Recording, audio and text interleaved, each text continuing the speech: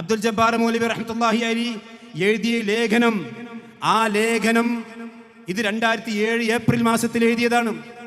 അത് കഴിഞ്ഞിട്ട് 2011 ഈ ലേഖനത്തിൽ ശിർക്കുണ്ട് എന്ന് KNM കണ്ടെത്തുന്നത്. ശരിക്കും നിങ്ങൾ മനസ്സിലാക്കണം.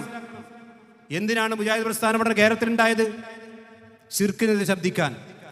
എന്നിട്ട് കൊച്ചിയിലെ മുഖാമുഖത്തിൽ ഇവിടെ പ്രസംഗിച്ച അനസ് മൗലവി എന്താ പറഞ്ഞത്? ഇത് തൗഹീദുൽ ഉലൂഹിയത്തിലെ ശിർക്കാണ്.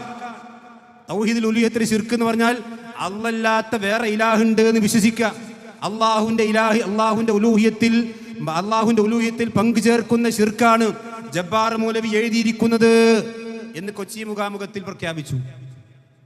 ഞാൻ ചോദിക്കുന്നു, പുളിക്കൽ വെച്ചുകൊണ്ട് ഈ KJUവിന്റെ ആ സ്ഥാനത്ത് വെച്ചുകൊണ്ട് ചോദിക്കുന്നു, എന്താണ് KJUവിന്റെ പണ്ഡിതന്മാർക്ക് എന്തായിരുന്നു പണി?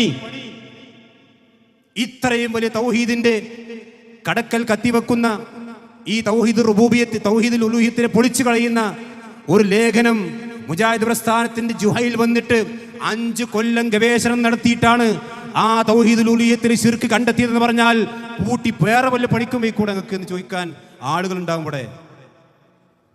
ഈ തൗഹീദ് മനസ്സിലാക്കി അത് പ്രബോധനം ചെയ്യാൻ വേണ്ടിയാണ് ഈ മുജാഹിദ് പ്രസ്ഥാനം ഇവിടെ ഉണ്ടാക്കിയതെങ്കിൽ ആ മുജാഹിദ് പ്രസ്ഥാനത്തിൽപ്പെട്ട ഉള്ളിൽ തന്നെ തൗഹീദുൽ ഉലൂഹിയത്തിൽ ശിർക്ക് സംഭവിച്ചിട്ട് അത് മനസ്സിലാക്കാൻ 5 കൊല്ലം എടുക്കേണ്ടി വന്നു. എത്ര ഗുരുതരമായ ആരോപണമാണ്.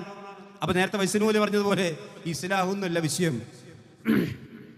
വേറെ ചില ആളുകൾക്ക് ഇഫ്സാദാണ് വിഷയം.